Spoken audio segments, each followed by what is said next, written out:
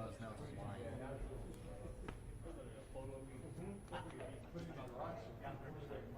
What did they say?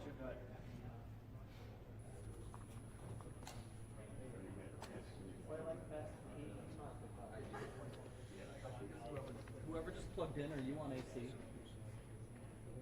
Yeah. Someone just plug in. Are you on AC? Three. Okay, don't worry.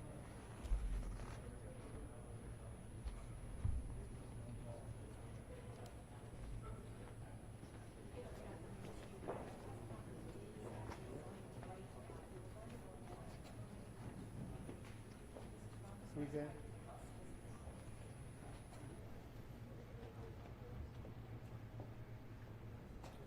All right.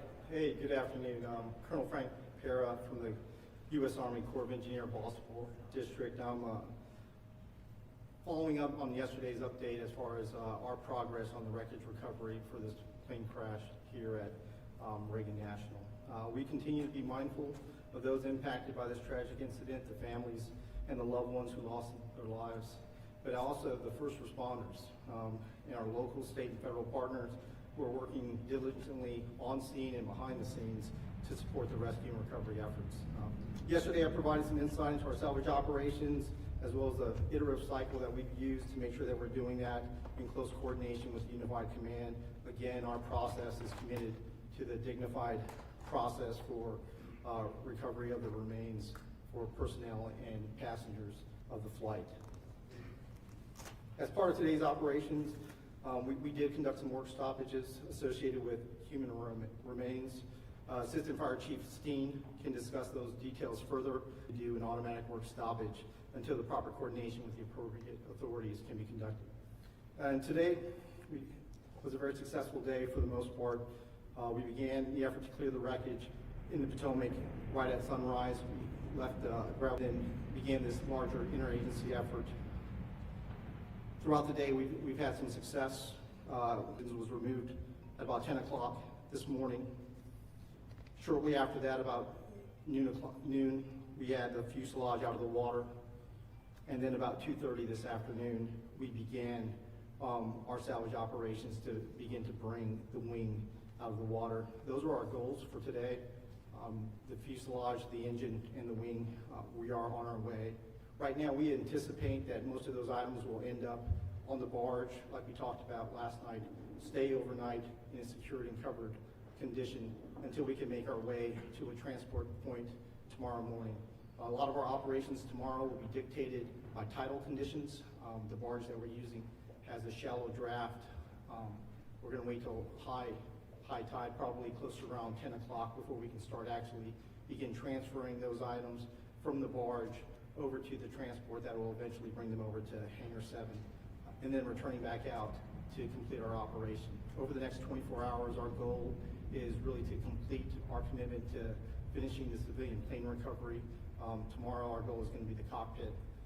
That goal may be impacted tomorrow by a couple of environmental conditions, notably the wind, but we're going to stay conscious of kind of where those gusts and sustained winds are, and we'll make sure that we're communicating that effectively. We're still committed to our dedicated plan of making sure that we plan, prep, assess before we execute. We're really thankful for all the cooperation that we've had so far from the Unified Command. Thank you very much, and I'll be standing by for additional questions, and I'll be followed by Assistant Chief Steen. Good afternoon. I'm Assistant Fire Chief Gary Steen. I would like to thank the U.S. Army Corps of Engineers, Colonel Pera, and all of our other partners that have been out through this process. We'd like to now provide an update on the day our police and fire crews, along with regional partners, have been working closely with the U.S. Army Corps of Engineers on recovery and salvations. As of this update, we have positively identified 55 sets of remains. During recovery and salvage operations today, additional human remains were located. These remains, as well as remains that have been recovered previously, are in the process of being positively identified by the Office of the Chief Medical Examiner of the District of Columbia. All those involved with these efforts continue to work diligently at several sites. At this point, we will now take questions. Yes, sir. You said more remains of folks who died were found today. Sorry. You said more remains of folks who passed away were found today. Do you have an updated number on how many of the 67 have now been found? No, we're still at 55 positively identified. Yes, sir. Question for Colonel Ott, if I may, sir. We talked yesterday, you said these were experienced pilots, they knew this airspace. Is there any reason why? Yeah. So I think it's important for us to not speculate, because there are all kinds of reasons that you could deviate from an altitude. You know, something as simple as a flock of birds is in front of you, or you may deviate.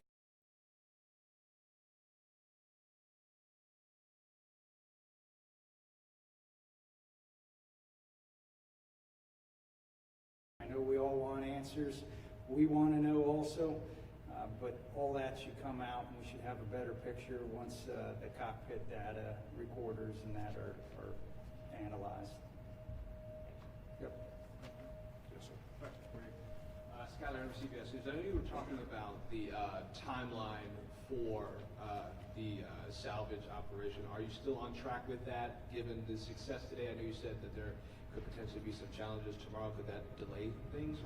Yeah, so the question is about whether or not we're concerned about the timeline being delayed for our salvage operations.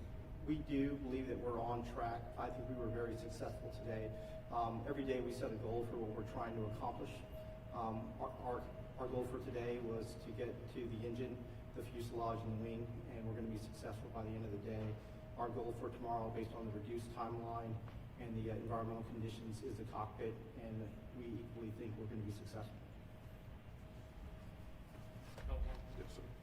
Hi, Chief. Tom Costello with NBC News.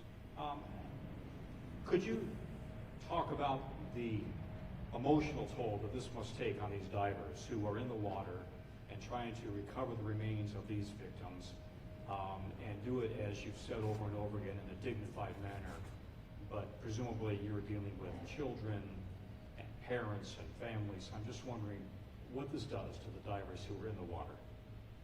So the question was about the emotional toll that this takes on the divers and first responders, and even on all of our other partners, right? So this is tragic, right? And we've had peer support in place since the first hours of the incident to help provide that additional help that they need, and we will continue with that throughout the rest of their careers if necessary to provide them that support. But I mean, it is tragic, and everything imaginable that you can think of, right? That is what they're dealing with day in and day out, and we're going to continue to provide support to them.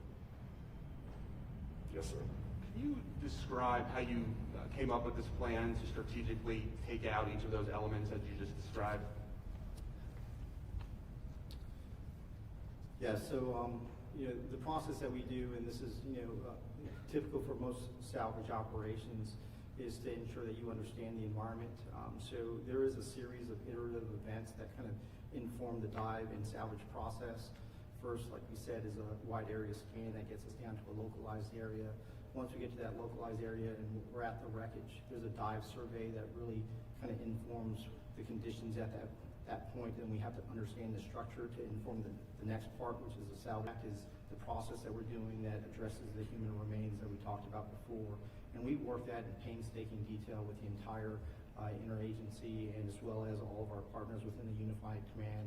And we think we've got a great, solid plan that we've executed on a number of occasions now successfully as far as the dignified recovery of those remains. Yes, ma'am. Yes, in previous briefings it was said that in order to recover the rest of the victims, it would require the removal of the wreckage. Is it still believed that the remaining remains, the remaining bodies, are within the wreckage at this point? I believe that is accurate, yes. Yes, ma'am, right here.